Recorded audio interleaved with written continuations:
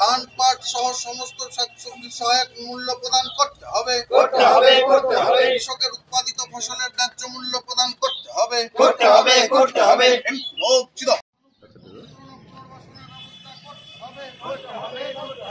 মালদা জেলায় হোয়াটসঅ্যাপ করে ফসলের সহায়ক মূল্য প্রদান করতে হবে। সারা ভারত সংযুক্ত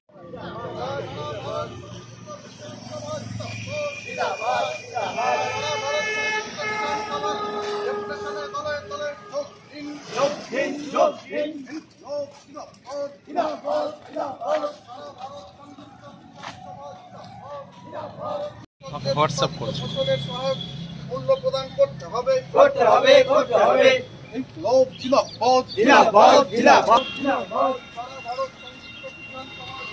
একটা মোটরসাইকেল নিয়ে আসা যাও। সহায়ক মূল্য প্রদান করতে হবে।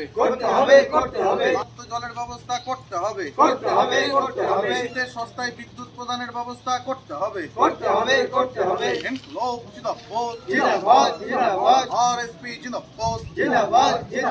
বিধানসভা গাজল লোকাল কমিটির তরফ থেকে গাজলে এডিও অফিসে 7 দফা দাবির ভিত্তিতে আমরা ডেপুটেশন প্রদান করছি।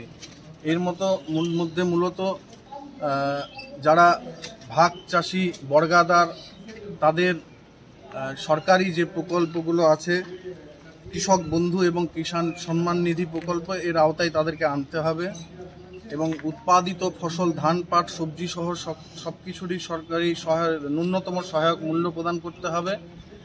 কৃষিতে ব্যবহৃত যে বিদ্যুৎ সেই বিদ্যুতের ভর্তুকি প্রদান করতে হবে এবং আমাদের জেলা যে বন্যা প্লাবিত হয়েছে সেখানে সেই এলাকার মানুষদের ক্ষতিপূরণের ব্যবস্থা করতে হবে এবং তাদের পুনর্বাসনের ব্যবস্থা করতে হবে। মূলত পাট চাষিদের পাট পচানোর জন্য জলের ব্যবস্থা করতে হবে। এই দাবিতেই আজকে আমাদের ডেপুটেশন। আরএসপি মালদা জেলা কমিটির সদস্য। আর কে উপস্থিত আছেন? জেলা সম্পাদক মণ্ডলীর সদস্য কমরেড সীতারাম চৌধুরী আছেন, পার্টির লোকাল কমিটির সম্পাদক রঞ্জিত বিশ্বাস, সংযুক্ত কিষাণ সভার সম্পাদক একরামুল হক সহ মিলন সরকার সবাই আছেন।